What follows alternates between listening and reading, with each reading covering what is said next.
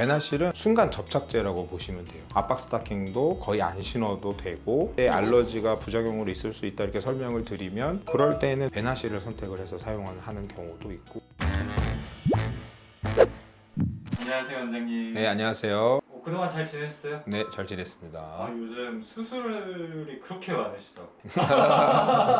요즘에 원장님이 베나실 쪽 수술이 많다라고 제가 얘기를 들어서, 근데 제가 베나실 수술을 잘 모르다 보니까 조금 여쭤보러 왔습니다. 저희가 원래 이제 베나실도 많이 하고 클라리베인도 많이 하고 하여튼 3세대 치료를 많이 하는데 희한하게 요즘 제가 베나실이 좀 많았던 것 같아요. 아무래도 클라리베인은 용량 좀 제한이 있다 보니까 최근에 오신 환자분들이 여러 혈관을 많이 막아야 되는 경우들이 있었어 가지고 최근에 좀 베나실을 많이 했던 것 같아요. 하지정맥 수술에 뭐 세대가 있어요? 그렇죠. 저희가 1세대, 2세대, 3세대 이렇게 좀 나누는데 1세대는 혈관을 아예 그냥 긁어낸 거고 2세대는 열로 혈관을 지져서 없앤 거고 3세대는 열을 사용하지 않는 방법 주로 이제 액체 기반의 그런 치료를 3세대 치료라고 합니다. 그럼 3세대 치료는 1세대, 2세대를 보완해서 나온 수술들인가 봐요? 의학이란 게 항상 그렇잖아요. 환경이라든지 뭐 누가 수술했다든지 뭐 언제 수술했다든지 이거에 따라서 조금이라도 결과값의 차이가 있는 것보다는 누가 언제 수술해도 비슷한 결과가 나오도록 좀 계속 발전을 하잖아요. 2세대는 이제 물을 집어넣는 과정이라든지 레이저를 얼만큼 어디서 어떻게 지지고 이런 거에 따라서 좀 결과값이 차이가 있을 수 있다 보니까 3세대 치료로 좀 진화가 된 거죠. 그러면 베나실 수술은 어떤 원리를 이용한 수술인가요? 베나실은 뭐 쉽게 얘기하면은 순간 접착제라고 보시면 돼요. 그래서 혈관 안에다가 접착제를 넣고 제가 딱 누르면은 뭐 한 30초면은 딱 달라붙어서 여기 이제 더 이상 피가 가지 않도록 폐쇄시키는 그런 방법입니다. 베나실이 참 간편하게 나왔어요. 그냥 딱 직관적으로 순간 접착제잖아요. 그러니까 딱 그냥 붙여버리면 되는 거고 그러다 보니까 이제 뭐 중간에 막 뭐 염증이 생기고 뭐 이런 과정들이 좀 생략되다 보니까 압박 스타킹도 거의 안 신어도 되고 뭐 여러 가지 좀 장점을 가지고 나왔죠.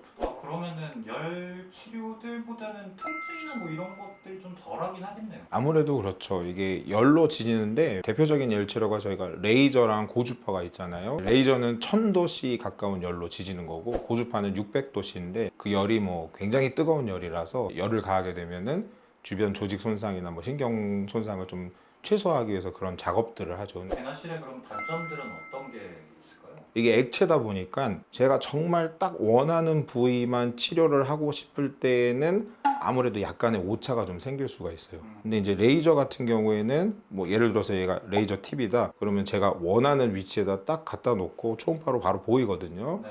그럼 그 부위만 한 1cm만 내가 딱 치료하고 싶다 그러면은 그것까지도 가능하죠. 이게 어느 때 주로 좀 많이 사용이 되냐면 저희가 표대정맥이 신부정맥으로 이렇게 들어갈 때 신부정맥은 다치지 않고 표대정맥만 수술하고 싶을 때가 있잖아요. 액체 같은 경우에는 잘못하면 이제 흘러 들어간다든지 이런 위험성이 있을 수 있으니까 그런 부위를 좀 섬세하게 치료를 해야 된다 할 때는 저희가 가끔 이제 레이저 치료를 좀 같이 사용을 하기도 해요.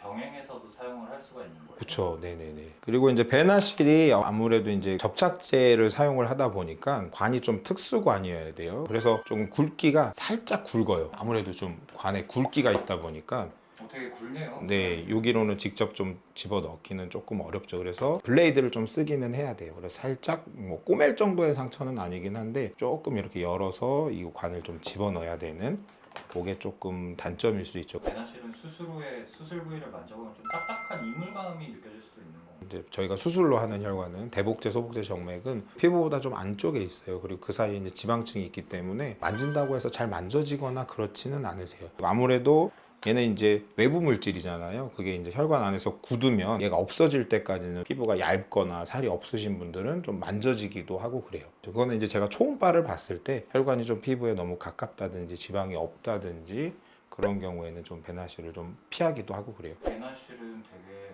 알러지 부작용이 조금 있다라고 얘기 들었어요. 알러지 같은 경우에도 베나실을 할 때 알러지가 부작용으로 있을 수 있다 이렇게 설명을 드리면 다른 알러지가 있으시기 때문에 베나실 알러지가 걱정이 된다 이러시는데 사실 베나실 알러지하고 우리가 일반적으로 생각하는 알러지하고는 좀 타입이 달라요. 지연성 알러지라고 해서 보통은 저희가 달걀을 먹으면은 좀 있다가 이제 두드러기가 난다든지 가렵다든지 하잖아요. 근데 배나시를 하고 나서 생기는 알러지 같은 경우에는 지연성을 한 2주 정도 있다가 나타나고 기전 자체도 조금 다르고 내가 수술을 받아서 알러지가 생겼다고 생각하기가 조금 어려울 수 있거든요. 이게 뭐 수술하고 나서 바로 나타났다 그러면은 알겠지만 2주 뒤에 어느 날 갑자기 나타났다 그러면은 수술 받아서 이런가 그런 생각을 하기는 일반인은 조금 어려울 수가 있어요. 가끔 가다가 좀 전신적으로 이렇게 좀 두드러기처럼 나시는 분들이 계시는데 당연히 이제 수술 부위가 알러지가 올라오는 거는 이게 그때 의사가 말했던 배나실 알러지구나 이렇게 생각을 해서 좀 빠른 대처가 가능하지만 이제 전신적으로 두드러기가 난다든지 그러면은 배나실보다는 이제 내가 어제 뭘 잘못 먹었지 약간 이런 생각을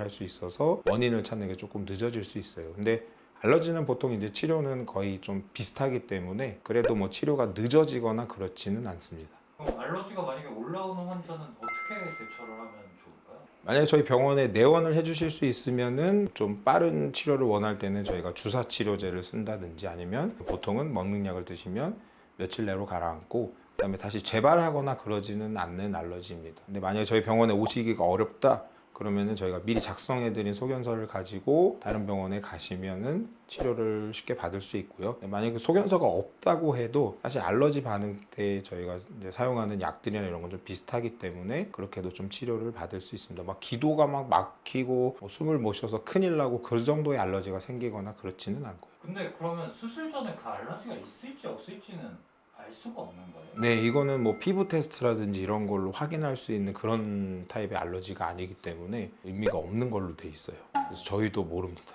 알러지가 걱정되시는 분들은 클라리베인을 받는 게 맞을까요? 근데 사실 저는 이제 알러지 생기는 것보다도 그분이 배나실로 할 수 있냐 아니면 클라리베인으로 할 수 있냐 두 가지 선택지를 좀 드리는 편이기는 해요. 할 수 있는 환자들이 다 달라요? 무조건 배나시를 할 수 있고 클라리베인을 할 수 있는 게 아니에요? 그쵸. 혈관 상태라든지 이런 거에 따라서도 좀 다르기 때문에 예를 들어서 보통 저희 대복제 정맥이나 소복제 정맥은 본래 생긴 모양은 좀 이렇게 똑바른 형태인데 역류가 생기고 하지정맥류가 생기시다 보면 아무래도 좀 이렇게 굴곡이 많이 생기잖아요. 그랬을 때는 이런 관들이 좀 들어가기 어려운 경우가 생길 수 있는데 배나실이 그런 면에서는 조금 더 어려운 편이에요. 혈관 변형에 따른 진입도에 따라서 이제 클라리베인과 배나실이 좀 선택하게 된다라는 말씀이신 거죠? 생각보다 대복제 정맥이나 소복제 정맥이 굉장히 사이즈가 작으신 분들이 있으세요. 그리고 저희가 검사할 때는 서서 이렇게 하니까 혈관이 이제 중력 때문에 아래쪽으로 피가 모이면서 이렇게 좀 커져 있는 상태인데 막상 저희가 수술할 때는 누워서 수술하시잖아요. 그래서